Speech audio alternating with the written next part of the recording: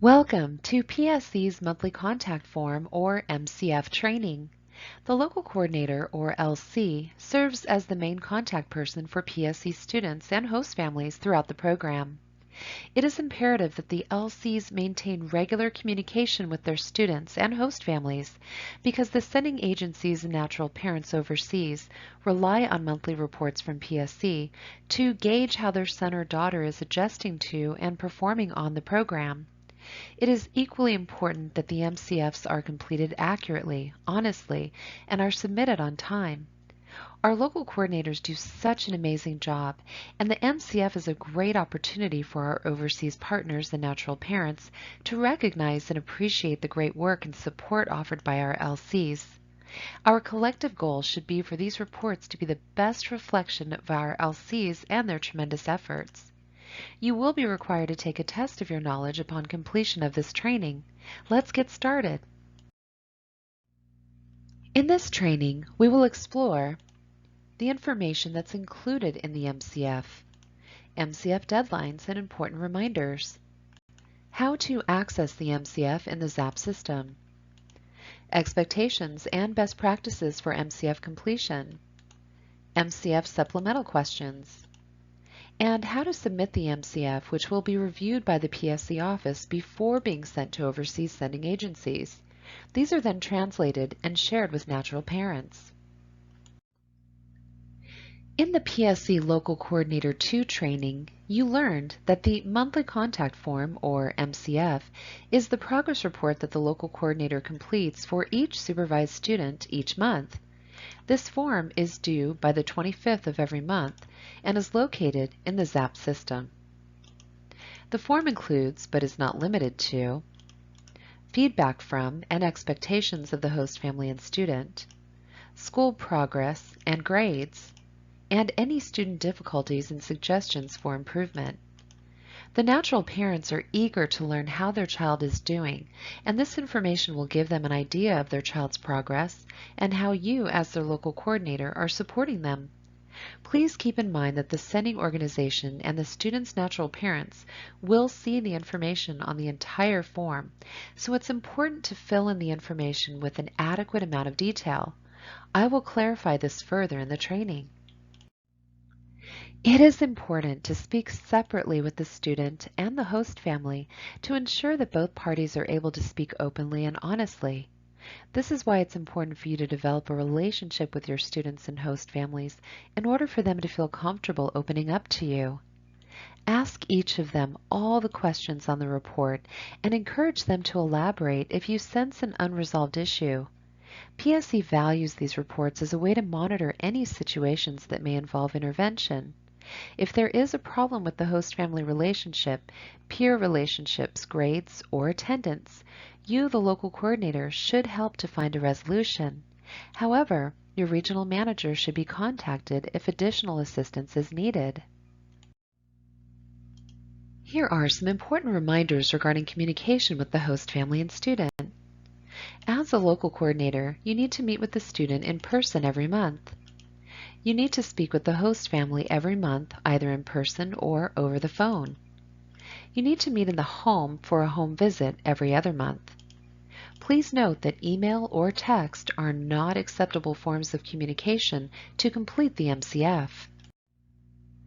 Please note that all completed reports are due in full by the 25th of every month. The PSE office will review and follow up with concerns and then submit the reports to our overseas partners by the end of the month, which they will translate and share with the natural parents. The natural parents are eager to receive these reports each month, so it's very important that the MCFs are submitted on time. If there are any reasons why reports cannot be submitted on time, the LC should contact their regional manager before the 25th. PSE has a responsibility to our sending organizations and need to notify them of any delays. PSE will review all MCFs to ensure that the information included in the reports is accurate, honest, and complete. PSE cannot send incomplete reports to the overseas agencies and natural parents, so if an incomplete report is submitted, then it will be sent back to you. You may then resubmit your report once it is complete. A complete report includes a copy of the student's current grades. Also, sending agencies and parents love to see pictures of their students and host families, whether engaging in activities, with friends, or at school. So, whenever possible, please upload photos into your MCF. Finally, the online submission of the monthly reports in ZAP acts as an electronic signature. Now, I'm going to show you how to access a monthly contact form in the ZAP system. First, always make sure that you're in the correct program start date, which is the placement season in which the student arrived. If the date is not correct, just click on the arrow and a drop-down menu will appear. From here, you can select the correct date. Then, click on the MCFs link in the left column of your screen. Here, you will see your schools, your students, their start dates, their program durations, for example, if they're an annual year placement or semester student, and the status of their MCF, whether OK or pending. To access the MCF, you would click on the OK or pending link. After clicking on the OK or pending link, a pop-up will appear. Here, you will see the student's full name, the month of the report, the date that the report is due to the sending organization, when the report was submitted, and the form status. A form icon would indicate that the MCF for that month has already been submitted. By clicking on the Start to Fill Out link, this will take you to the monthly contact form that has not yet been started for that student. As you can see here, the form has not yet been submitted because it hasn't been started. You will enter the information in each field within the form. As a reminder, please remember to upload a copy of the student's grades and include photos of your student in the monthly contact form every month. PSE recommends you click the green Save button at the bottom of the form every few minutes to save your work. Otherwise, you might lose any unsaved work. Saving your work often will prevent loss of information and time. Once the entire report is completed, make sure the form has been saved. At this point, you would click on the Submit the Form to PSE button. Please remember to inform your regional manager once all your MCFs are completed. The questions on the monthly contact form are organized into 3 sections: host family, student, and local coordinator. The goal is to obtain an understanding of all 3 perspectives. Now we're going to explore each of these sections within the form. At the top of the form, you'll see the reporting month, the date the MCF was submitted, and the student, host family, and local coordinator names. Please note that the questions on the monthly contact form will vary from month to month in order to capture important information relevant to that month. At the top of the host family section, you will enter the date that you last spoke with the host family, the date that you last met in person with the host family, and the location where you last met. For example, you could indicate that you met with your host family in their home. As an important reminder, the local coordinator is required to meet with the host family in their home every other month. Make sure that all dates accurately reflect when you last spoke with and met with both the student and the host family. Also, the last date the host family or student met with a local coordinator should be the date they actually met, not just the date they spoke. The first set of questions details the responses that the host family provides to the local coordinator. Here are some examples of questions that you will ask your host family.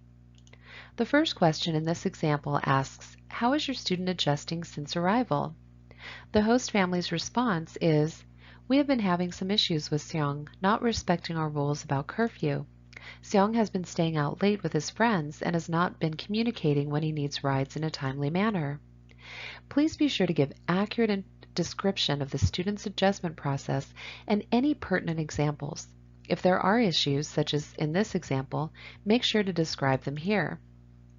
The second question asks, "How well is your student following the rules and expectations as indicated in the expectations worksheet you completed together?" The host family responds, "In general, Seong follows our rules and expectations, but he has broken curfew several times and called us at the last minute for us to pick him up. He also needs multiple reminders about picking up after himself. It's important to describe any current issues so that they can be addressed immediately, and so that the sending organization and natural parents have an accurate view of any behavioral changes that are needed and any improvements that have been made. Question 3 asks, how well does your student communicate in English? The host family responds, Xiang's English is very good, indicating that there are no concerns. Question 4 asks the family if they have any future travel plans. This information gives us ample time to make any preparations needed for student travel or other accommodations. Here, the host family responds that no travel plans have been made yet. If the host family does indicate that there will be travel in the future, ensure that they will communicate with you as soon as the plans are finalized. Question 5 asks, has your student visited a doctor, clinic, or hospital for any reason? Did they pay their copay? The local coordinator indicates that the student saw a doctor 2 weeks ago for a sore throat and that he paid his copay at the appointment. It is important to document any medical visits as well as any issues with payments or coverage. As a reminder, please ensure that each field is completed and that responses to all questions are accurate and detailed. The next section of the MCF includes questions that the local coordinator will ask the student. Again, these questions will vary from month to month. When completing this section, you'll enter the date that you last spoke with the student, the date that you last met in person with them, and the location where you last met. As an important reminder, the LC should meet with the student every month. Also, please ensure that all dates entered on this form are accurate. Next, enter the student's nickname, if applicable, their correct cell phone number, and their current email address. The next question is, describe how you're getting along with your host family. What activities have you done together? Please write the words as they are verbalized by the student. In this example, the student responds with, things are okay, but my host family has a lot of rules. I'm used to having the freedom to go out with my friends and not have to tell people where I am going. If the student indicates that they have not done anything with their host family, this would be a great opportunity to ask them why and then follow up with the host family. Question 3 asks the student to describe how they are adjusting to school and if they've joined any clubs or sports. This includes things like grades, school activities, friendships, and so forth. Here, the student indicates that he has joined the soccer team at school. The next question asks, do you have any questions about school policies or rules? It's very important that they answer all questions honestly and to the best of their knowledge. This student states, no, not at this time. Question 5 inquires about any issues the student may have when making purchases or accessing cash. The student indicates here that there are no issues. Question 6 asks, are there any issues or concerns that you have at this time? In this example, the student indicates that he wishes his host family would not worry about him so much and let him do more things on his own. This is a great opportunity to empathize with the student, provide them with the reasons why their host family is concerned, and explain the importance of a curfew here in America. Again, please ensure that each field is completed and that responses to all questions are accurate and detailed. Before we explore the questions that are asked of the local coordinator, let's talk about the student's grade report. Current grades need to be included with every MCF with the exception of the very first report. For the very first MCF, a completed host family expectations worksheet needs to be uploaded in place of a grade report. Please note that it is a PSE requirement that we have a monthly grade report for all students. Most private high schools have an online grade portal with a password in which you can check on grades. We highly recommend you contact your school to be given access for all your students, wherever possible. If you do not have direct access to the student's grades, then it is the student's responsibility to have their teachers fill out the MCF grade report, which is available in the ZAP Resources section. The student needs to return the completed report to you, their local coordinator. Current grades should be uploaded into the MCF for the submitted report to receive credit. You may upload the grade report from their grade portal or use the MCF grade report in Zap, which is available in a fillable PDF format. Uploaded grades should be clear and legible. If the online grades are not legible, it's important to use the fillable version so that the sending organizations can read them easily. Finally, please inform your students that if the teachers are reluctant to give grades because of upcoming exams, ask them to estimate so that the report can be submitted on time. An MCF without grades will not be accepted. If you have any trouble obtaining grades from the school on time, please contact your regional manager. In addition to the grade report, you may also upload any photos of your student that you wish to share. Here are some examples.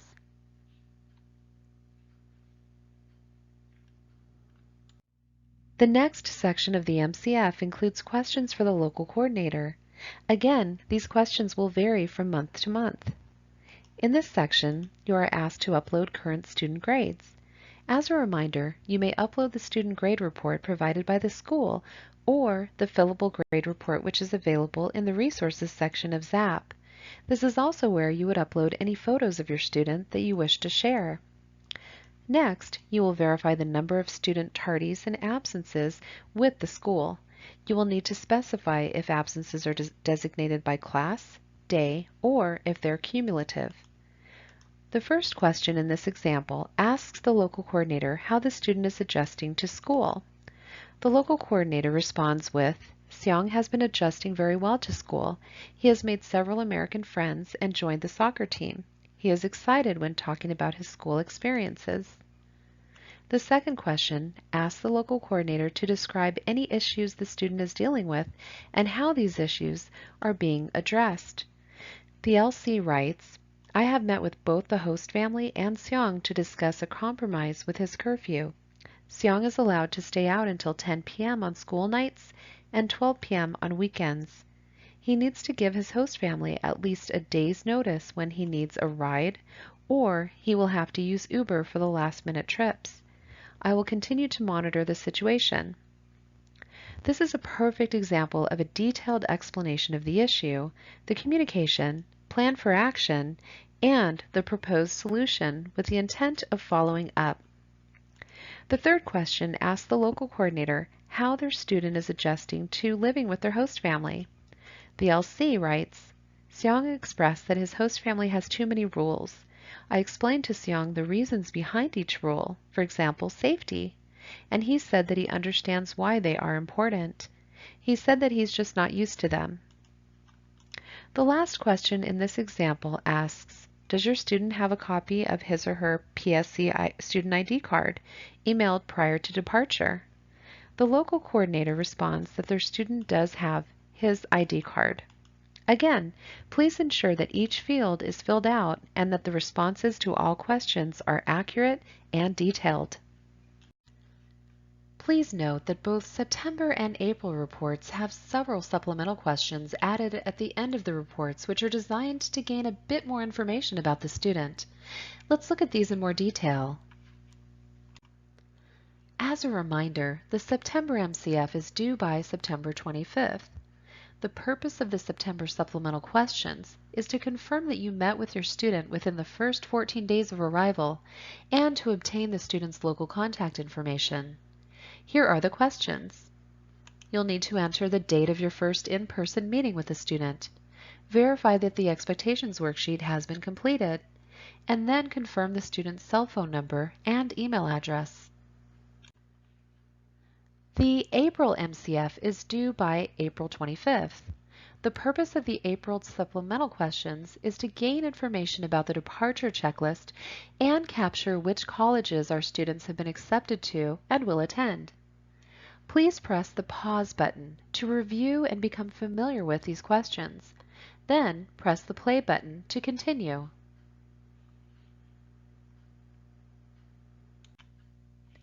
As a reminder, monthly reports may be completed over the phone with the host family unless you're due to visit them in person. You can also complete the reports over the phone with the student if you've already met with the student face-to-face that month. Completing the monthly reports through email and/or text communication is not acceptable. It's important to speak with the student and host family over the phone or in person to complete an MCF. Also, these reports should be an accurate reflection of their current situation. Please remember that both the sending organization and the natural parents will be reading your summary of how their child is progressing. They will be eager to read the feedback that you provide to them. Here are some helpful and important suggestions about the written communication that you provide in your report. Use an objective voice in your writing. An objective statement is one that is completely unbiased. It is verifiable through facts, not opinions. It is not affected by previous experience or emotions. Think of it this way. The word objective sounds like the word object. Whenever you're discussing an object, something concrete that you can hold or touch, you're being objective. Further, it's important that you don't let past experiences influence your objectivity. The facts that make up your objective statement should also be concrete and not based on opinion or emotion. In addition, please remember that this report is intended to include information written from the host family and student perspectives and not reflecting the local coordinator's opinion. Proper phrasing is important. Your word choice can be received in a very negative or positive way depending on how it's presented. Rather than writing words such as I think or I believe, make sure that you're writing factually based information. Now, let's take a look at specific examples of proper and improper ways to use phrasing within the report. When you are writing about a student, always remember to focus on the student's behavior and not on the student's character. Here are some examples of do's and don'ts regarding word choice in the comment section of the monthly contact form. You may write something like, the host family reports that Peter doesn't clean his room and has not said thank you for months. But please don't write, Peter is lazy and ungrateful. It's okay to write, the host family feels that the student is not happy. But please do not write, she's driving the host family crazy and they can't stand her. You can write something like, apparently Nadia did not understand what was being asked of her. But don't write, this girl is ignorant and dumb. You may write, the student allegedly took his host brother's iPad. But please don't write, Diego is a thief and should be sent home immediately. Here are some reminders and best practices. MCFs are due by the 25th of every month. When you're filling out the form in ZAP, make sure that you're saving your work often. This will prevent loss of information and time. Make sure to keep the information entered within each field relevant to that field. Don't elaborate on a different topic if it's not relevant to that field. Ensure that grades are included. Be sure to include facts on the report and avoid venting or making judgments on the form. Provide the students and host families' perspectives. Don't make the report about you. State the facts and not your opinions. As a best practice, you'll want to keep detailed notes on each of your students and log the dates that you made personal contact. This will make it easier for you when it's time to enter your MCFs in ZAP. Being organized both on paper and electronically will help you be more efficient with your time. Avoid using internal organizational acronyms as much as possible. For example, HF for host family, STO for student orientation, or EW for expectations worksheet. The natural family and the SENI organization will not understand most, if not all, of the acronyms. Be honest. The reports are not helpful unless they are accurate and a true reflection of the student's current situation. Lastly, all fields should be completed. If any field is left blank, the MCF will be sent back to you, and you'll be asked to complete the missing items. Now, let's review some of the important report requirements. Students need to be met with in person each month. Host families need to be spoken with each month either in person or over the phone. Host families need to be met with in person in the host family's home every other month. These reports should be an accurate reflection of their current situation. Grades and attendance should be included. Dates should be accurate for when you last met and spoke with your students and host families. Ensuring the accuracy of the dates on the MCFs is extremely important.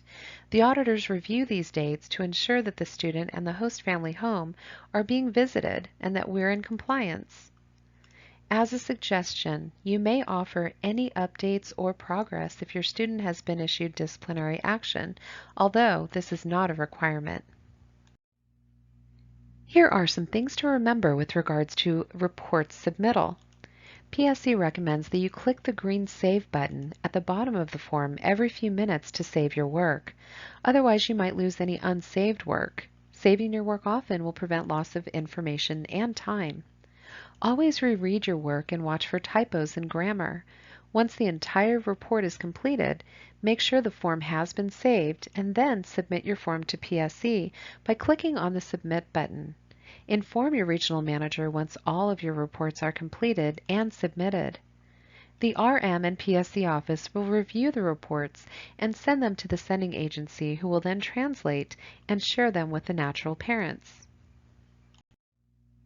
The trimester MCF process is different from semester and year-long program students. Because the PSE trimester program is shorter in duration, only one monthly contact form is required after the student has been in the country for 1 month. So, following the student orientation, the local coordinator will arrange to meet with the host families and students after the students have been on the program for approximately 1 month to see how everyone is adjusting and to complete the MCF. Please note that the MCF forms for the trimester program are not completed in ZAP, but rather they are a fillable PDF form that can be found in the ZAP Resources section. Once the MCF form is completed, it should be emailed to the PSE office along with the trimester expectations worksheet. The PSE office will then share it with their partner agency and natural parents.